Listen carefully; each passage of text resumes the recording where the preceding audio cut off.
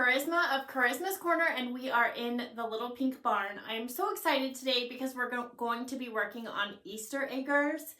This is such an adorable quilt, and I love it for a few reasons. One, you all know I'm like crazy about chickens, but this is a fat quarter friendly pattern. It offers two sizes, a baby size and then this larger size, which is 60 by 70, and the baby size is 30 by 40.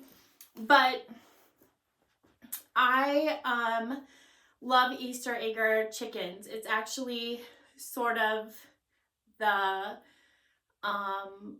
mutt of the chicken world, but it is a breed.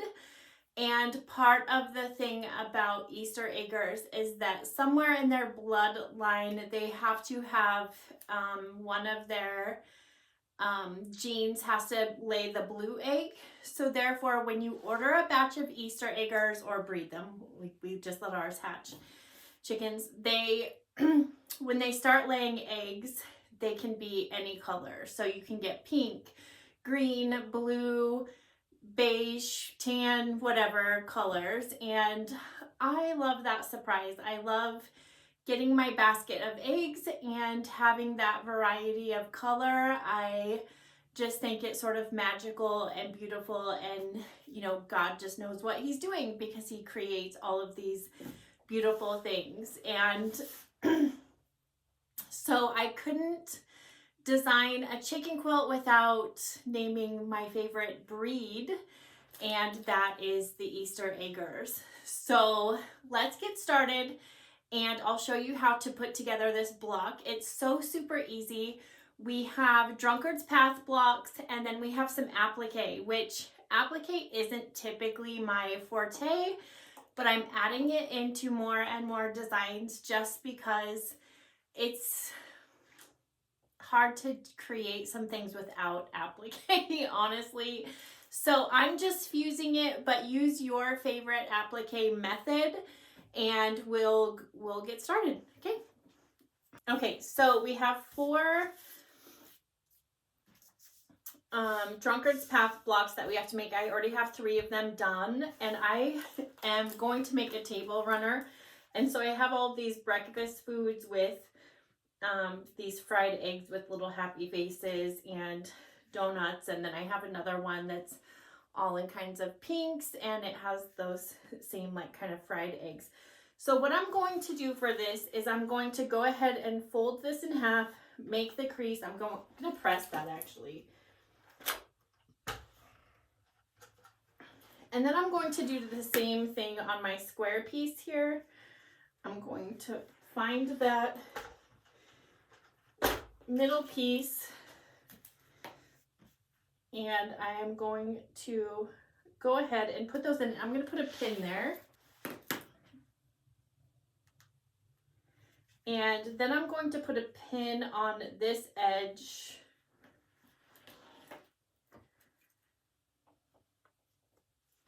and you can put a pin on this edge. So now I'm just going to go ahead and run this through my machine.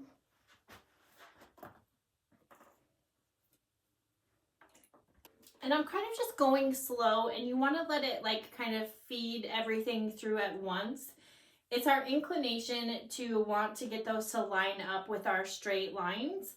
But if we just kind of just let the machine do its work, it'll feed them in at the same time, hopefully.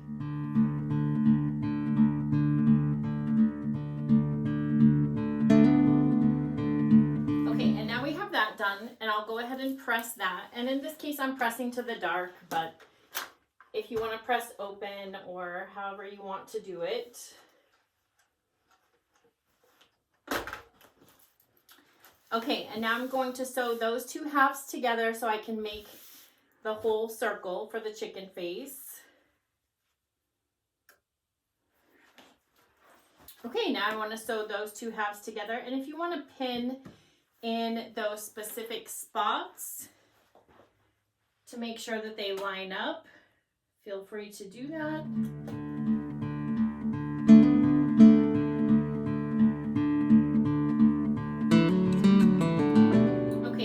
going to go ahead and press that. All right, and it looks pretty great. I see that one side here didn't line up perfectly. I didn't pin that side, and that's okay because we can just cover that with the little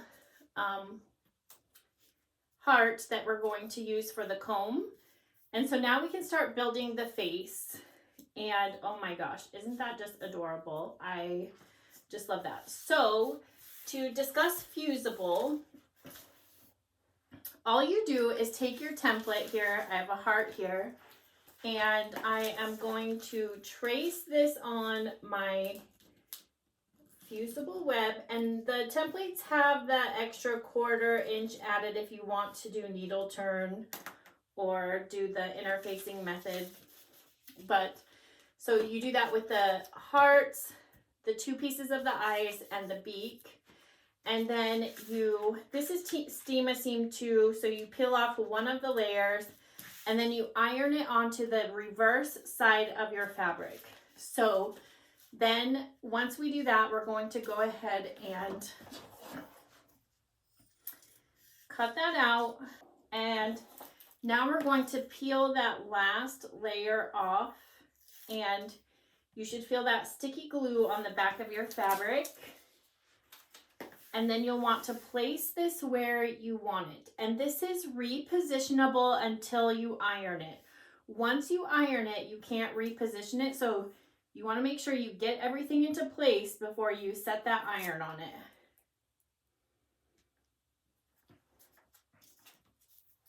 And I thought the eyeballs were so cute because you could totally position the centers of the eyes all crooked and wonky to make them look kind of like googly eyes. I thought that was really adorable. But you can place them however you want. And now we're going to iron these in places. So then you can blanket stitch them, you can hand stitch them, you can do whatever you want to keep these in place, but you will have to stitch them down. And look at that cute Easter egg block. I mean, how adorable is that? It's so fast, such a good baby quilt.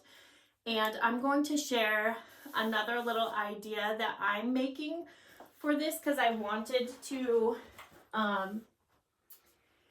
do a baby quilt for my grandson that is due in December. These are my husband's old shirts, and I have a basket of his old shirts that I'd cut up years ago for a project, and I've been making baby quilts for both of my grandsons. I had one that was born in August, and I have another one. Our first one was born in August. Our second one is going to be born at the end of November, beginning of December, somewhere in there. And baby animals is the theme for my second grandson.